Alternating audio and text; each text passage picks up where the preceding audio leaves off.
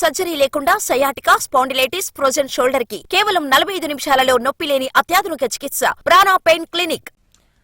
Delhi assembly ఎన్నికల్లో కమలం వికసించింది. 27 ఏళ్ల సుదీర్ఘ నిరీక్షణకు తెరదించుతూ హస్తనను కైవసం చేసుకుంది బీజేపీ. మరోసారి అధికారం తమదేనని ధీమాగా చెప్పిన ఆప్ నేతల ఆశలు అడియాసలయ్యాయి. లోక్సభ ఎన్నికల్లో ఇండియా కూటమిగా పోటీ చేసిన ఆప్, కాంగ్రెస్ ఈ ఎన్నికల్లో తలపడ్డం ఆ రెండు పార్టీలను ముంచేసింది. కాంగ్రెస్ అయితే ఒక్క సీటు కూడా గెలుచుకోకుండా సున్నాలో హ్యాట్రిక్ సాధించింది.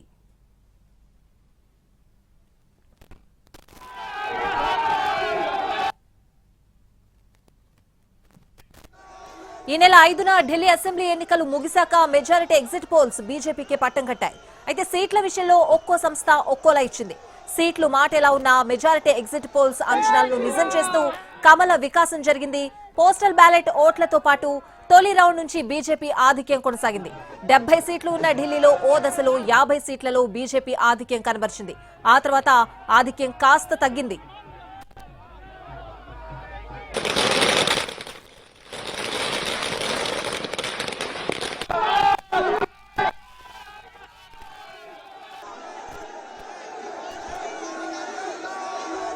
ఈ ఎన్నికల్లో ఆప్ దిగ్గజ నేతలు మట్టి కరిచారు. ఆప్ అధినేత మాజీ సీఎం కేజ్రీవాల్, మాజీ డిప్యూటీ సీఎం మనీష్ సిసోడియాతో పాటు జైలుకు వెళ్లొచ్చిన సత్యేంద్ర జైన్ ఓడిపోయారు. పలువురు మంత్రులు ఓడిపోయారు. ఢిల్లీ ఓటరు చీపురు కట్ట పార్టీని చీపురు కట్టలానే మూలన పెట్టారు. డబుల్ ఇంజన్ సర్కార్ను పట్టాలెక్కేలా ఓటేశారు. ఆపై అదే పనిగా ఆరోపణలు, విమర్శలు చేస్తూ ప్రచారం హోరెత్తించిన కాంగ్రెస్ అయితే ఢిల్లీ ఓటర్లు చాలా లైట్ తీసుకున్నారు. దీంతో కాంగ్రెస్ కనీసం విక్టరీ ఖాతా తెరవలేకపోయింది.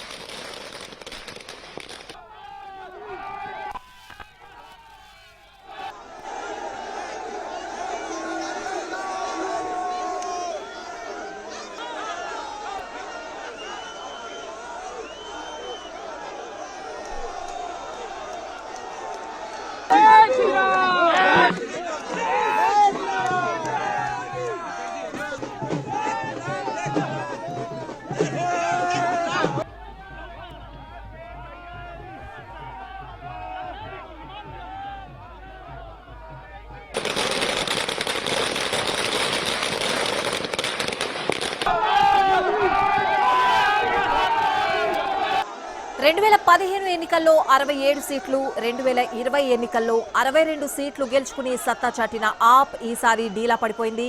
దాంతో పాటే అధికారాన్ని కోల్పోయింది. ఆప్ నేతలపై అవినీతి ఆరోపణలు తీవ్ర స్థాయిలో రావడం కూడా ఆ పార్టీ ఓటమికి ప్రధాన కారణమైంది. అవినీతికి వ్యతిరేకంగా ఆవిర్భవించిన ఆప్ చివరికి అవినీతి ఆరోపణల్లో కూరుకుపోవడంతో ఓటరు అధికారం మార్పు కోరుకున్నాడు. ఈ ఎన్నికల్లో ఆప్ ఎంతగా నష్టపోయిందో బీజేపీ అంతగా పుంజుకుంది.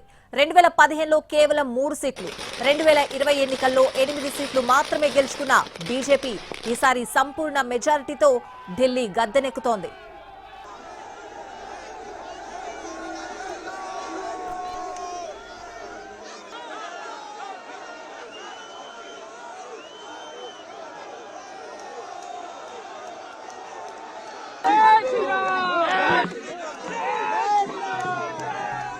రెండు 2013లో ఢిల్లీలో అధికారం కోల్పోయిన కాంగ్రెస్ ఈసారి గెలుపు ఖాయమంటూ జోరుగా ప్రచారం చేసింది. కానీ ఆప్ కోల్పోయిన సీట్లను బీజేపీ దక్కించుకుంది. కాంగ్రెస్ ప్రభావం అసలే మాత్రమూ కనిపించలేదు. దశాబ్దం క్రితం కాంగ్రెస్ ప్రభావం కోల్పోయిన ఆప్ క్రేజ్ మొదలయ్యాక జరిగిన 3 ఎన్నికల్లోనూ శతాబ్దపు చరిత్ర ఉన్న పార్టీ ప్రతిష్ట అంతకంతకు మసకబారుతూనే ఉంది. 2015, 2020లో జరిగిన వరుస ఎన్నికల్లో సున్నాకి పరిమితమైన కాంగ్రెస్ ఈసారి కూడా ఆ సున్నానే పదిలంగా భద్రపరుచుకుంది.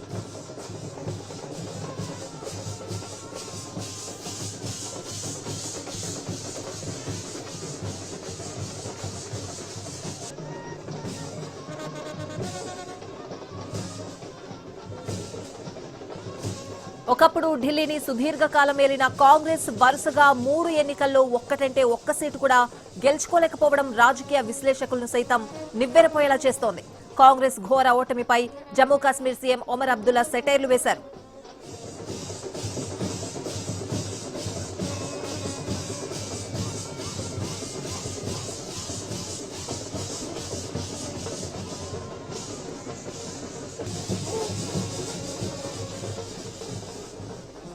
ఢిల్లీని బీజేపీ కైవసం చేసుకుంది. ఇక ఢిల్లీ సుల్తాన్ ఎవరు అన్నది ప్రస్తుతం ఆసక్తికరంగా మారింది. సీఎం రేస్ లో ముందంజలో ఉన్నారు జాయింట్ కిల్లర్ పర్వేష్ సాహెబ్ సింగ్ వర్మ.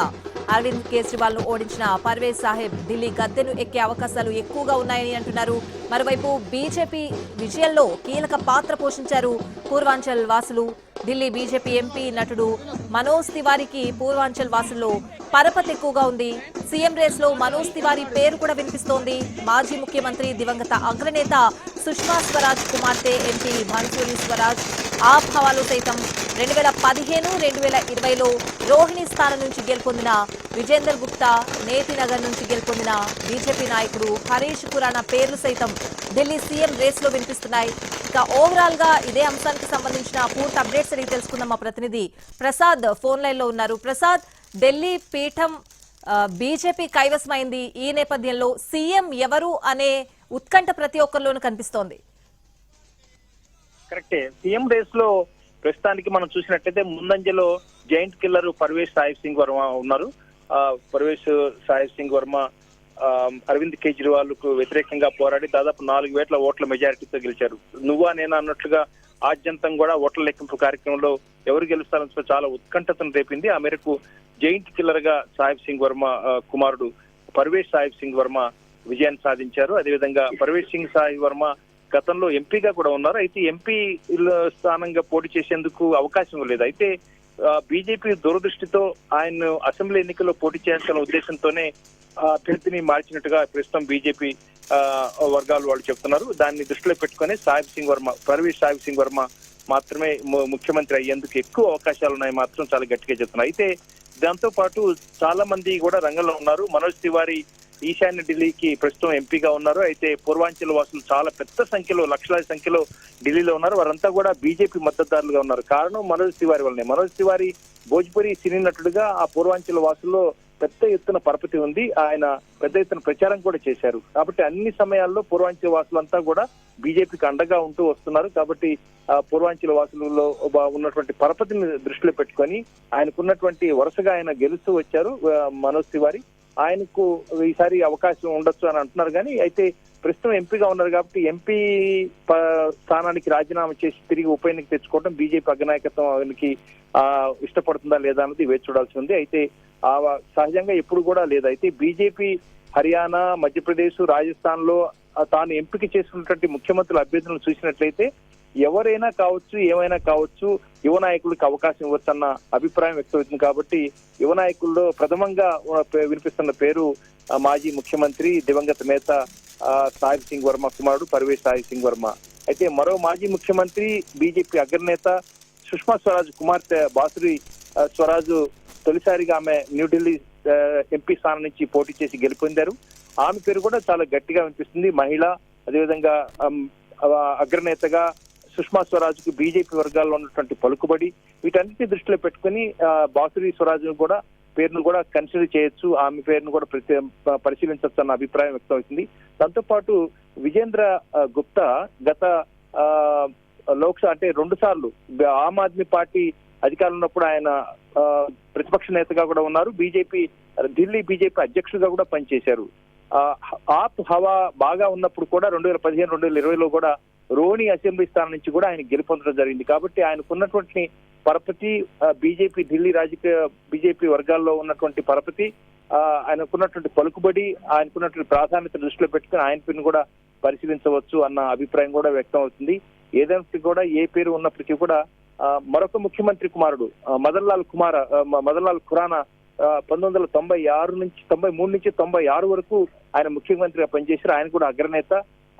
ఆయన కుమారుడు హరీష్ ఖురానా మోతీ నగర్ నుంచి ప్రస్తుతం తొలిసారిగా ఎంపికయ్యారు. అంతకుముందు ఢిల్లీ బీజేపీలో చాలా క్రియాశీలకంగా పనిచేశారు, అధికార ప్రతినిధిగా, అదేవిధంగా చాలా ఇన్ఛార్జ్ గా కూడా పనిచేయడం జరిగింది. కాబట్టి ఆయన పేరు కూడా వినిపిస్తుంది. అయితే ఆయనంతా తొలిసారిగా అసెంబ్లీకి ఎన్నికయ్యారు. అయినప్పటికీ కూడా ఆయనకున్నటువంటి బీజేపీలో ఉన్నటువంటి పలుకుబడి, ఆయనకున్నటువంటి గత లెగసీ, వాటిని కూడా దృష్టిలో పెట్టుకుని ఆయన పేరు కూడా వినిపిస్తుంది. అయినప్పటికీ కూడా సాహెబ్ సింగ్ వర్మ జాట్ సామాజిక వర్గానికి నాయకుడిగా ఢిల్లీలో చాలా ప్రాధాన్యమైనటువంటి ఒక సామాజిక వర్గంగా జాట్ వర్గం ఉంది. జాట్ వర్గ ప్రతినిధిగా ఆయనకున్నటువంటి పలుకుబడి, బీజేపీలో గతంలో వాళ్ళ నాన్న చేసినటువంటి తండ్రి చేసినటువంటి పని, బీజేపీలో ఉన్నటువంటి పలుకుబడి, వీటిని దృష్టిలో పెట్టుకొని జైంట్ కిల్లర్ గా కూడా ఉన్నారు అరవింద్ కేజ్రీవాల్ వ్యతిరేకంగా పోటీ చేసి. కాబట్టి ఖచ్చితంగా పర్వేజ్ సాహిబ్ సింగ్ వర్మనే ముఖ్యమంత్రి పదవి వరిస్తుంది అని మాత్రం బీజేపీ వర్గాలు చాలా పెద్ద ఎత్తున ప్రచారం జరుగుతుంది. అయినప్పటికీ కూడా ఈరోజు సాయంత్రం బీజేపీ ప్రధాన కార్యాలయంలో ప్రధానమంత్రి నరేంద్ర మోడీ ఈరోజు సాయంత్రం 8 గంటలకు కార్యకర్తలను ఉద్దేశించి ప్రసంగిస్తారు. ఆ తర్వాత వెంటనే లెజిస్లేటివ్ పార్టీ కూడా సమావేశమవుతుంది. ఎన్నికైనటువంటి ఎంపీలంతా కూడా సమావేశమయ్యి వారి అభిప్రాయం తెలియజేస్తారు. అంతకు ముందుగా బీజేపీలో ప్రముఖంగా వినిపించే, అంటే ఢిల్లీ బీజేపీలో పనిచేసి ప్రముఖంగా వినిపించే ప్రధానమైనటువంటి కార్యకర్తలు, నాయకుల అభిప్రాయాన్ని కూడా పరిగణలో తీసుకున్న తర్వాత ఒక అభిప్రాయానికి వచ్చి దాన్ని యునానిమస్ గా ఏకగ్రీవంగా పార్లమెంటరీ బోర్డు సమావేశంలో చర్చించి ఆ పేరును ప్రకటించే అవకాశం ఉంది. అయితే ఒకసారి పార్లమెంటరీ బోర్డు నిర్ణయం తీసుకున్న తర్వాత ఖచ్చితంగా ఆయనకి అన్ని రకాలుగా ఎకో సిస్టమ్ కూడా సపోర్ట్ చేస్తుంది. కాబట్టి బీజేపీలో ఒక అగ్రనేతగా వెలుగొందే అవకాశం ఉంది. ఇటు ఢిల్లీలో రాష్ట్ర ముఖ్యమంత్రిగా, అదేవిధంగా దేశ కేంద్రంలో అధికారంలో ఉన్నటువంటి బీజేపీలో కూడా అధికారంలో ఉంది. కాబట్టి రెండు కూడా సమిష్టిగా పనిచేసి అన్ని హామీలు నెరవేర్చి గొప్ప నాయకుడిగా వెలిగేందుకు అవకాశం కూడా ఉంటుంది ఢిల్లీ కాబోయే ముఖ్యమంత్రి. కాబట్టి అన్ని రకాలుగా ఆలోచించి ఒక నిర్ణయాన్ని తీసుకోబోతున్నారు. ఏమాత్రం కూడా జాప్యం చేయాలి, ఆలస్యం చేయాలని కూడా అనుకోవట్లేదు. త్వరితగతిన ఢిల్లీ దేశ రాజధాని కూడా కాబట్టి ఎక్కడ కూడా పౌరులకు ఎలాంటి అసౌకర్యం కలగరాదన్న ఉద్దేశంతో పెద్ద ఎత్తున రంగంలోకి దిగే అవకాశం ఉంది. మొత్తం ప్రభుత్వ యంత్రాంగం అంతా కూడా దాన్ని క్రియాశీలకంగా పనిచేయించేందుకు గాను ఇటు ఢిల్లీలో కొత్తగా ఏర్పడబోయే ప్రభుత్వం, అదేవిధంగా కేంద్ర ప్రభుత్వం కూడా రెండు కూడా సంయుక్తంగా కలిసి పనిచేసి త్వరితగతిన ఎన్నికల హామీని కూడా ప్రారంభించాలని చెప్పి కూడా అనుకుంటుంది. కాబట్టి అతి త్వరలోనే 1-2 రోజుల్లోనే కొత్త ప్రభుత్వం ఏర్పడబోతుంది. ప్రసాద్, అంటే బీజేపీ వర్గాల్లో ఎలాంటి అంచనాలున్నా హైకమాండ్ ఈక్వేషన్స్ ఏ విధంగా ఉండే అవకాశం కనిపిస్తోంది? ఎందుకంటే అరవింద్ కేజ్రీవాల్ మీద గెలిచిన వెంటనే కూడా పర్వేష్ వర్మ అమిత్ షాను కలవడం జరిగింది. సో ఇవన్నీ ఎలా చూడాలి? ఖచ్చితంగా పర్వేజ్ సాహిబ్ సింగ్ వర్మ పార్లమెంటు వేదికగా, లోక్సభ వేదిక కూడా ఆమ్ ఆద్మీ పార్టీ పెద్ద ఎత్తున ప్రచారం చేశారు. అసలు వాస్తవానికి ఈ లిక్కర్ స్కామ్ ను బయట పెట్టిన వ్యక్తే సాహిబ్ సింగ్ వర్మ కుమారుడు పర్వేజ్ సాహిబ్ సింగ్ వర్మ. పెద్ద ఎత్తున దానిపై దాడి చేయడం జరిగింది, విమర్శలు చేశారు.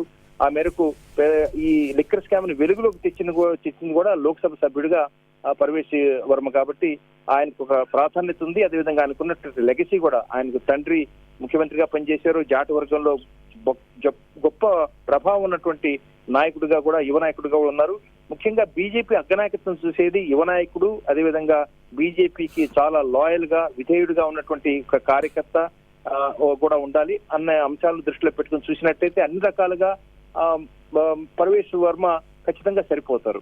కాబట్టి ఆయన దృష్టిలో పెట్టుకొని ఇటు సాహిబ్ సింగ్ వర్మ కుమారుడుగా ఆయనకున్నటువంటి సుదీర్ఘమైనటువంటి బీజేపీతో ఉన్నటువంటి అనుబంధం, ఆయనకున్నటువంటి పలుకుబడి, సామాజిక వర్గం అయినటువంటి జాట్ సామాజిక వర్గం, అదేవిధంగా జైంట్ కిల్లర్ గా అరవింద్ కేజ్రీవాల్ ను ఓడించడం, ఈ 3 అంశాలను కనుక చూసినట్టయితే, పైగా యువ నాయకుడు, ఈ 4 అంశాలను దృష్టిలో పెట్టుకుంటే పర్వేజ్ సాహిబ్ సింగ్ వర్మ ఖచ్చితంగా ఈ ఢిల్లీ ముఖ్యమంత్రి అయ్యేందుకు ఎక్కువ అవకాశాలు ఉంటుందిగా తెలుస్తుంది. అయితే బీజేపీలో సహజంగా ఇవన్నీ అంచనాలు మాత్రమే, బీజేపీలో ఏమైనా జరగచ్చు. కాబట్టి హర్యానాలో తొలిసారిగా ఎన్నికైనటువంటి అభ్యర్థిని కూడా ముఖ్యమంత్రిగా చేయడం జరిగింది. రాజస్థాన్, మధ్యప్రదేశ్, మనం హర్యానాలో కూడా చూసినట్లయితే. కాబట్టి అనూహ్యంగా కూడా కొన్ని నిర్ణయాలు తీసుకునే అవకాశం ఉంది. అయినప్పటికీ కూడా అగ్రనాయకత్వం ఆలోచించి కార్యకర్తల అభిప్రాయాలు తీసుకొని ఢిల్లీ బీజేపీలో పనిచేసినటువంటి నాయకులు, కార్యకర్తలు వాళ్ళ అభిప్రాయాలు కూడా తీసుకున్న తర్వాత పార్లమెంటరీ బోర్డు ఆ పేరును ఆమోదించే అవకాశం ఉంది.